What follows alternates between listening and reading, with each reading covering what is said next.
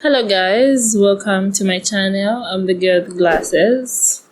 This is my first video, so fuck. The content of my channel will be mostly stories and we'll see how it goes as we go on. Okay, so today I'm gonna tell you two stories. Only two. Really short stories, but yeah, two stories. Completely different stories, but I hope you like them. The first story is about a woman who wakes up at her own funeral. I don't know how that sounds to you, but I guess to me it's kind of weird. Rosa Isabella Cespedes interrupted her own funeral by banging on the top of her coffin, or her box as they called it. Yeah. And she was from a city called Lambayeque in Peru. This is the story of how it all led up to her banging at her coffin. Rosa was announced dead when she was unfortunately in a very fatal road accident. Rosa was almost immediately after being certified as dead, was immediately put in her coffin. They just wanted to get it done really quickly. But mourners were so surprised when they heard banging. Her relatives who had hoisted up the coffin. You know, in most funerals when they're carrying the body from a car to the ground, people lift the coffin. Her relatives who had hoisted up the coffin were surprised to hear all that banging, so they decided to investigate it, and when they opened the coffin, they were surprised to find that she was alive.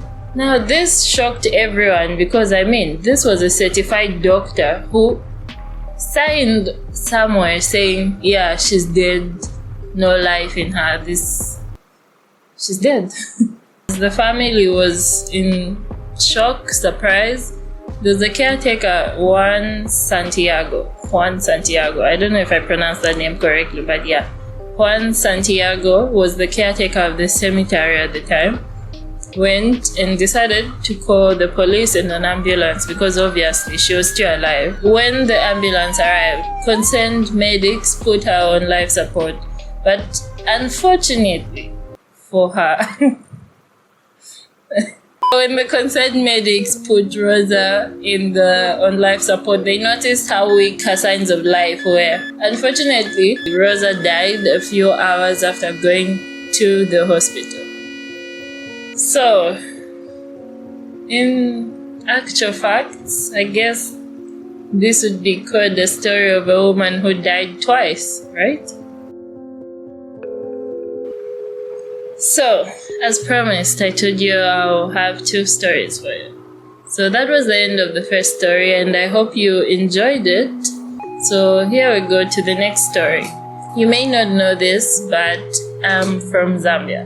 Sentencing of Zambia, proud and free. And my next story is about someone who comes from Zambia. To me, this story was kind of heartbreaking. 45-year-old man named Suraj Omar Banda. This man, Suraj, was sentenced to 14 years in prison for unfortunately abusing his daughter. His crimes were first discovered at the beginning of the year 2020 when one of the girls started telling her friends and later started telling child services about the abuse her and her sister were going through. So the perpetrator in question, meaning Mr. Suraj, even when he was interrogated, he admitted it in the first interrogation about what he was doing to his daughters.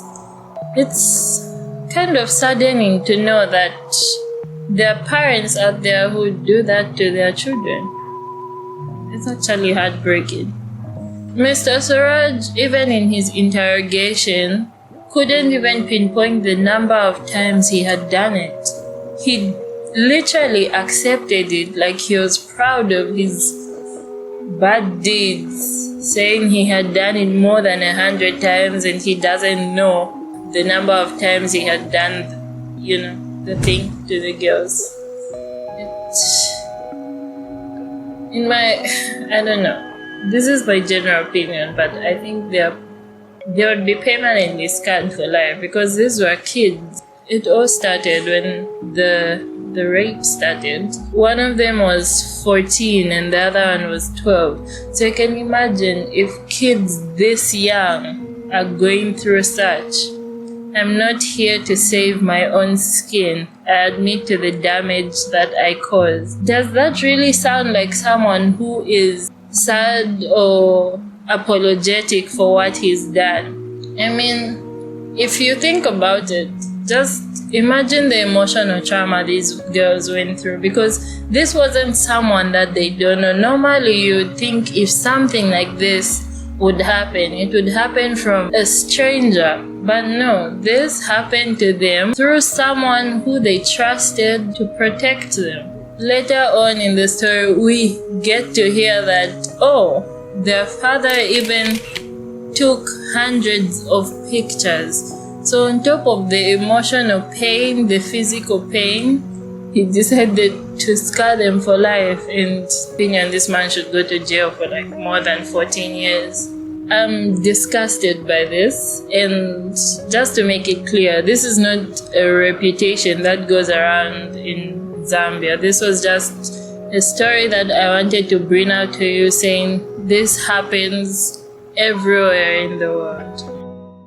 Okay, so this is the end of my video. I hope you enjoyed this video, and if you like, subscribe, share.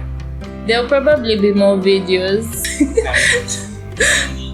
This is the general idea of what's going to be happening on this channel. Thank you for watching.